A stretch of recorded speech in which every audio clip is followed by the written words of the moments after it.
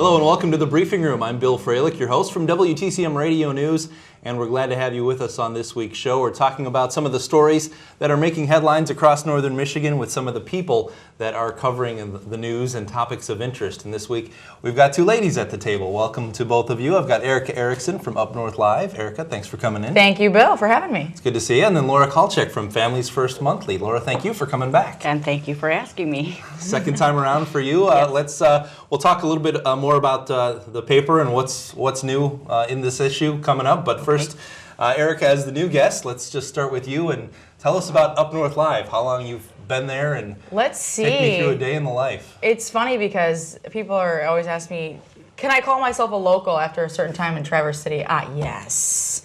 I've been here about 2.5 years. I started as a reporter on 7 and 4, and then we started our new show, Up North Live Tonight, about 2 years ago, and I absolutely love it. It's the kind of show where if I know someone had a bad day and they came home and I made them laugh just a little bit, made their day a little bit better, that makes me feel good. And we get the opportunity to have some of the most talented, just gems in northern Michigan on the show. You know, young authors, young musicians, you know, older authors, older musicians that people don't even know about. And it really, every day, puts a smile on my face. There's always something different there, and that's on 29 and 8. There's always something different. Obviously, it's different than a local newscast. Yeah, it's a lot different. Our format is, you know, we've got in-studio interviews. Sometimes we'll go out in the community. We'll just ask someone a funny question and just to see what people say. And like, hey, check yourself out tonight at 6:30 on ABC. And it's just really fun because we get to involve a lot of different people. It's not just straight news. We get to have a little spunk in there. That's always fun. We always like that. Always good to end the night on a laugh, or at least get one in there somewhere. Exactly. What goes into your daily tasks in terms of figuring out what's going to be on that night? Oh, that is a loaded question. Yes. Well, as everyone knows in the news, you know, you don't really know a lot what's going to happen until the morning of. The beauty with my show is I get to plan things in advance, so it's not too stressful as far as the deadlines go. I guess basically I go in and I produce the show and I make a few phone calls and say, hey, what's going on in the area? You know, and sometimes we'll head up on Facebook and Twitter. You find the most random stories on there, and it's someone who knows someone who knows someone who knows this one little kid who's got this amazing talent, and they contact you and you set up the interview. I don't know. It's the people that I meet that I really. Like I said, I'm smiling thinking about it, thinking about these interviews I've had, and it's just basically finding people in the community and saying, hey, you want to come hang out for, a few minutes. Well, I want to talk about a couple of your favorite stories in just a minute, but Laura, let me go over to you and let's talk about, Families First. It's been a few months since we've had you in, so let's just remind people what goes on in your publication. Comes out once a month? Every 2 months. Every 2 months, bi-monthly, so 6 issues a year. The December-January issue is on the truck right now, coming up from my printer in Greenville. And I will go out and deliver it, start delivering it today, say hey to people, hand it out. And when I'm delivering it, I love to promote my favorite stories. I say, hey, you got to read this one. And they always thank me because I could relate to you. It's fun finding good news kind of stories. Good news, yes. Yeah, exactly. That's kind of what I do too. I heard you. I get to find wonderful kids with talents and promote them, promote people who need help in some ways, benefits, those kinds of things. And I get to be not necessarily newsworthy, but providing stories that people just really like to hear. Exactly. What's nice about that is we talk so often, and Ericka from being in the hard news side of the world, that there's maybe a moment or two in a newscast when you get to do the good news, or you get to talk about the community benefit. And I know that a lot of the other news anchors, they relish those moments because those are, like you said, there's only a small moment in the newscast. And sometimes the news, it can be a little downer sometimes. So that's why a lot of us depend on things like this, to put a smile on our face. It's nice to know that there's that outlet, and for people who are always begging us for good news, we want more good news. Right. I mean, there are outlets out there like Up North Live and like the paper and like you know a lot of the other publications and shows out there that do focus on a lot of this other stuff. That's kind of what you thrive on, isn't it? Yes. Well, that when I started the publication in January of 2000 was when I decided to do it. I just decided that the stories would come how they come, and like you get the phone calls or you find them on Facebook, that sort of thing. It's so fun finding the stories. It is, isn't it? Yeah, it is.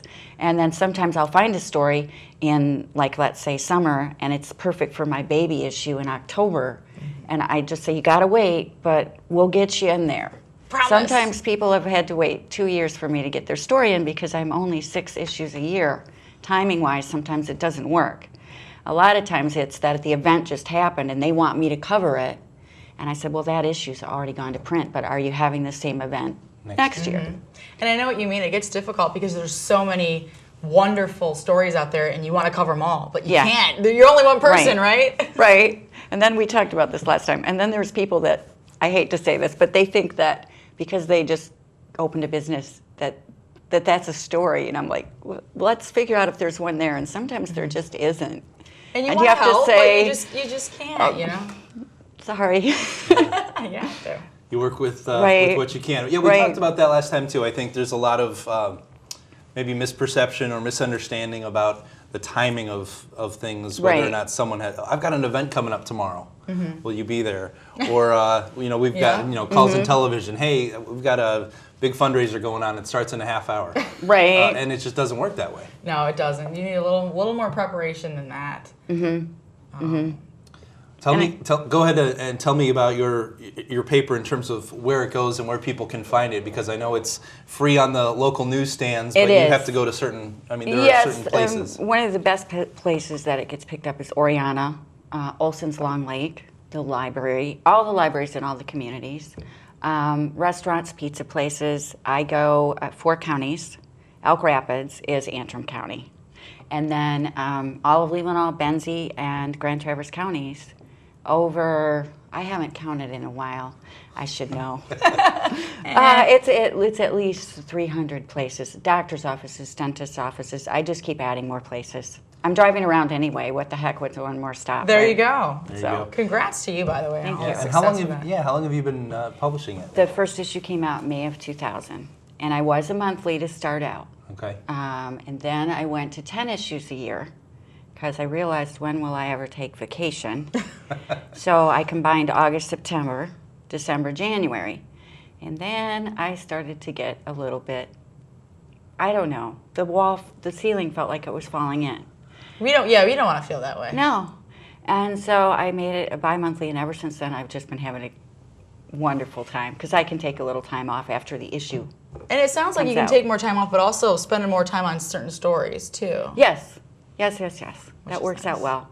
And yeah, I don't really have a big team, but the people that I have doing stories and the layout are just wonderful. They've been with me from the beginning, some of them. Yeah, I was going to ask you how many either writers or staff or volunteer, or how many people do you have in there? 2 designers. One lays out most of the whole issue, and one does ad design for me.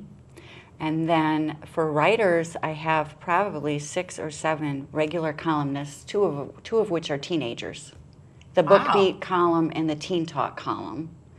And then regular columnists that one of them, well, more than one of them, I've never met personally. I just find them. And then... That's kind of cool. Yeah. Yeah, that is neat. Yeah. So, and then writers, Susan Gibbons, she usually does my page 5 big human interest story. This time it's about the family partnership that helps mentor people who are trying to find a home that might not qualify for, let's say, Habitat for Humanity or something. But they just need a little guidance to either work on their credit, or where do they go, or what should they be doing to address finding a home. And that's in the current issue? Yes, that'll be the page 5 story. Okay. In the current issue, so. Sounds great.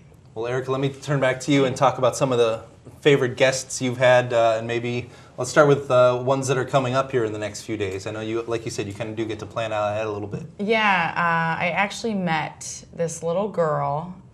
She lives in Grand Rapids. Her name is Maddie. You meet those people and they just stay with you.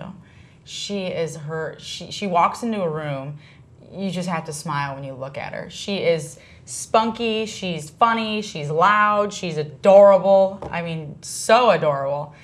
She is 12 years old, and she actually was diagnosed with leukemia. And she got the call that she got a bone marrow match, which at the time was her only option. That was her only option, was a bone marrow transplant. And she got the phone call, and it was this 20-year-old woman living in, she was in New York at the time, and she got that phone call. She's about 99% clear.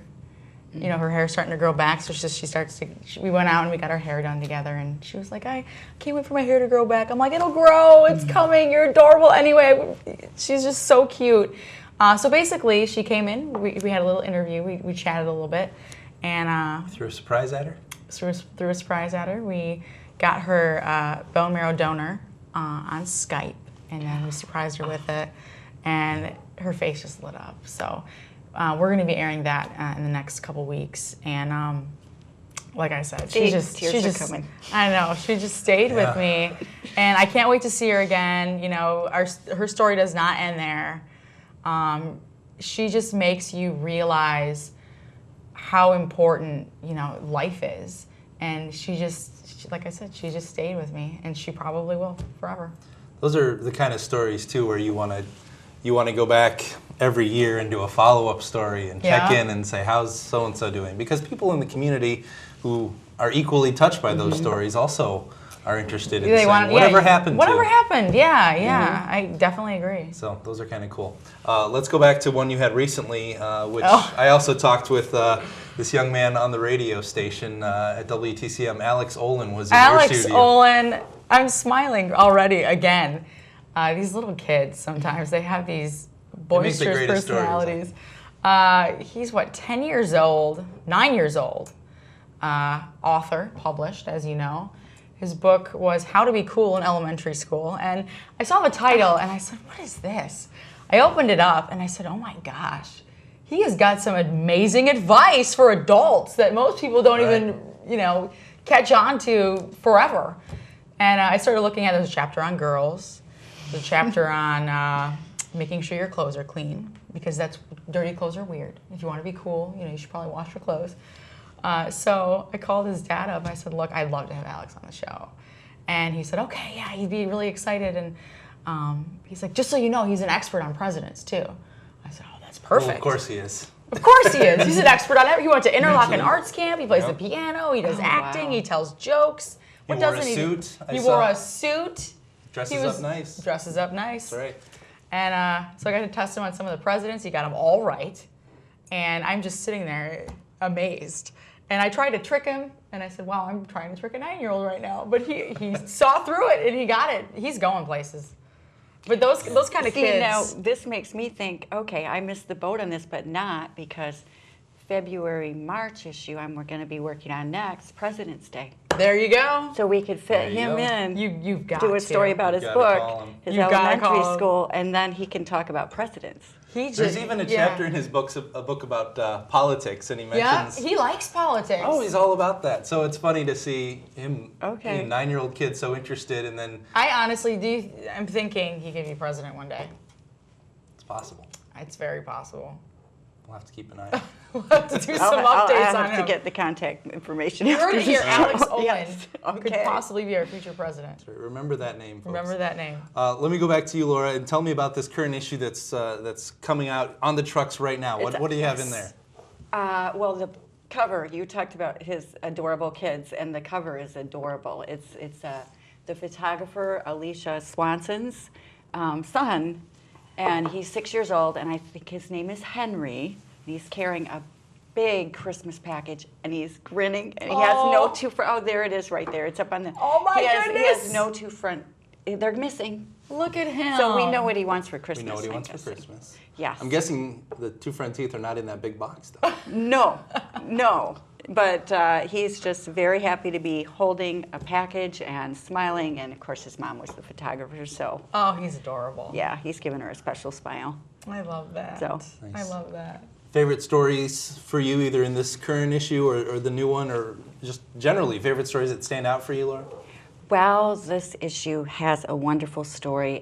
My book beat columnist Gina, one of my teens, her father died when she was just a baby. And her mother met this wonderful, wonderful man that she's known as her father all her life. And I thought this would make a good story because her biological father is so the warmth in the family with the grandparents, and she has all these people that love her. Family, yeah. And I asked her to write the story, and she started to do it, and she said, I can't do this. My dad needs to write the story. And he wrote this wonderful story of how he was led to this widowed woman with a 2-year-old baby, and how he met and how they met, and he was in a different state. Wow. And they came together, and they've been together for 15 years, and she just loves him, and they have such a special relationship. And he points out that a family isn't always blood; it's who you love and who loves you. Oh yes. And it's just a wonderful story. It sounds like it. And then I wouldn't be a good daughter if I didn't point out that we're rerunning a favorite story for this holiday season. My mother wrote a story about grandmother's mittens, and it's set in the 1950s. And her grandmother knitted all 10 kids. There might not have been 10 of them at that time yet, because they were spaced. But all the kids at home, the grandmother every year would make them mittens. Oh. And they didn't appreciate them at first because they weren't store-bought and they weren't fancy. These are ugly. Kids never Could do. hear That's kids, right. yeah. But the point of this story is that it turns out that when they needed to go out in the snow, they used her mittens because they were the warmest. So, and it's just a really warm, fuzzy story. Pardon the pun, but Nice. yeah. Oh, I love that. There you go. You're up on. Oh, the mittens. Yeah, the wool, plain wool mittens. Very That cool. she, in order to distinguish them from the other children's, she would just put like a couple bands at the cuff, so they could tell their mittens apart. But, yeah. Oh, I love it. Whatever it takes. Yeah. Let me bounce back because Okay. I kind of got off track for a second, but we were talking about Laura's staff. I know staff is a relative term at Up North Live. You do a lot of the work over there. You have some help, but the staff is minimal in terms of putting on that show, isn't it? It is, and it's funny because it can be stressful because I anchor and produce, and I also do some work on the web, and I also shoot things and edit and things like that. So I get to wear many hats, and when it can be stressful, I've also become very anal. So if anyone else tries to go in and help me, oh no, I got this. You got your way to do it. I've got my right. my command of the show, but I do have a new ABC ambassador, Megan Moore. She's been here for she's been here for a few months now. She's just doing an amazing job. And finally, she came up to me one day and she said, Ericka, and I am here to help you, so use me. So I finally started using her, and we've become best friends. She works really hard, and she finds those stories in the community that if I can't make it out, she's like, I got it, Ericka. I'm gonna go out there. I want to interview these people. So it's wonderful. It's her and I mainly. We've of course got Mark Watkins with the weather, but we love rocking it out. He just does weather. He doesn't really pull his weight around. Yeah, Mark doesn't pull his weight at all. He does crack a few jokes, and like I said, if I'm stressed out, he's like, Ericka, it's all about the hair. As long as the hair is good. Obviously joking, but I can see that. we keep it light and fun. So Nice. yeah. Well, let's take a quick break here on the briefing room. We've just got a few minutes left. We come back, we'll talk a little bit more about maybe how you can get your ideas up the pipeline here with Up North Live and Families First. We'll be right back on the briefing room.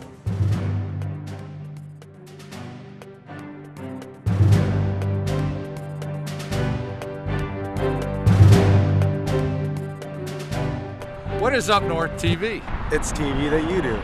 You pick the topic. You write the script. You run the camera. You edit the video.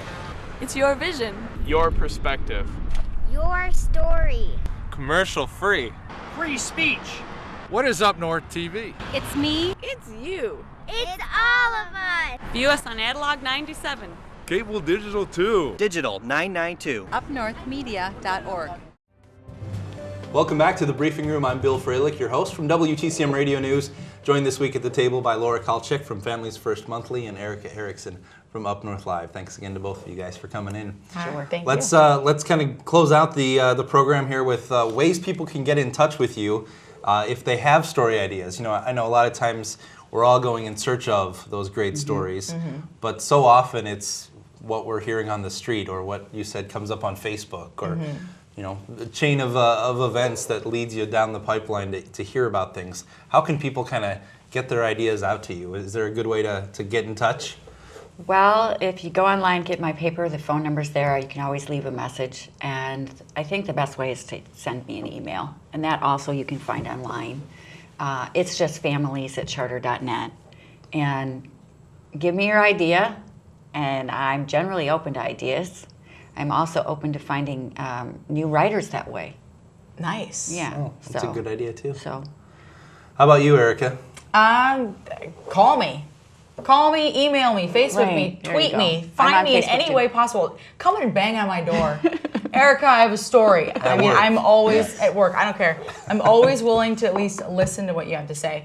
If you want to shoot me an email, it's newsroom@upnorthlive.com. Pretty simple. Or you can go to upnorthlive.com. There's a news tip submission form right there. Call me at the news station. Like I said, find me on Facebook. Just search for Ericka Erickson. Easy name to remember. I think the other point to get out though too is, like you said, you've got limited issues, limited space. Sure. You've got limited time. Advance. You need it. You need it in advance, and B, that people shouldn't take it personally if you can't get to something, because we Right. get hundreds of stories. Yeah, and we ideas. all want to cover all And it's these hard, wonderful yeah. stories, but you just can't. So get us in advance, and then we can say, okay, well, we've already got you booked, so There you you go. beat the other right, guy. right. And then today I'm excited because when I go deliver, I find most of my stories when I am out delivering. Because bet. I'm talking to people, I'm dropping off papers, and people will say, did you know about this in this community? And it's just, Nice. it's wonderful. And then I have my notebook and write Write it down down. and try to read my good writing idea. later. There you go. I know, typical reporter. There you go. Good plan.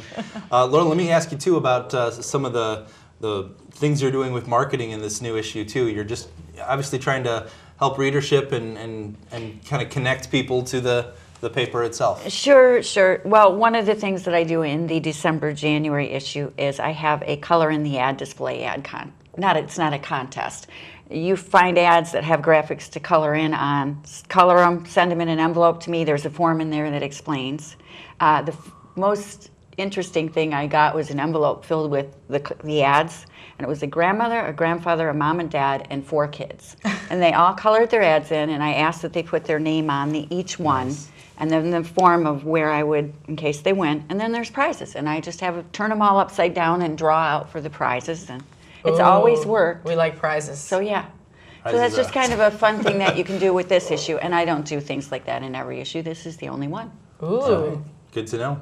And Ericka, I have to ask you, you've been busy all season Oh, long, yes. if not beyond, with Swing Shift and the Stars. Oh, the best experience of my life. I've been so honored to be a part of Swing Shift. I've always wanted to do it, and it's a lot of work involved, but it's so rewarding. Our next dance-off, it's the big grand finale. I'm dancing the salsa with my partner Cliff Shanowski, and our charity is the Michigan Blood, specifically the bone marrow program. That's where I got to meet Maddie. Nice. It's the 21st, so there's not many tickets left. So I encourage everyone, please come out. If you've never been to a Swing Shift event, there's magic in the air. It's just so fun. It's a blast. That's very cool. They have their own website too, I think. People Own can search for website, it. yep, swingshiftinthestars.com. Simple as that. Get your tickets or call City Opera House. Again, you will not regret it. It's so fun. Now, one thing you hinted at to me the other day was that some of the current dancers or dancers of years past kind of get to suggest future dancers. Yes, Judy actually asked me, Ericka, who do you think would would be willing to do this, next year, because we've had Diana Fairbanks. She actually won. Yep. I'm not surprised. That's all I have to say. Melissa Smith and Brody O'Connell from 7 and 4, and she asked me, and I threw out a couple names. You don't want to spoil it, though. I don't want to spoil it, so yeah, we'll say maybe a weatherman could be doing it. We'll see. A weatherman. See, we have something to look forward to. Or if they choose a female, an adorable news anchor. We'll just leave it at that. Interesting. Interesting, yes. Always fun to be had there too. Well, guys. And Bill, yes, you need to do it. I need to do it too. I was thinking Bill. Yeah. Yeah. The thought has been the Everyone idea out has been there, planted. everyone out there, The idea has been planted. tell Judy Harrison with Swing Shift in the Stars you want Bill Froehlich. Bill, you would rock it out. Well, I don't know if I should comment on that or not.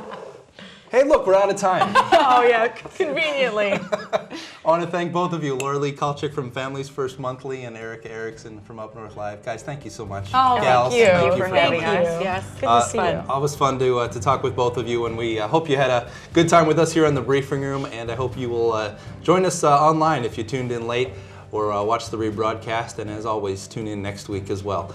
Thanks again for watching.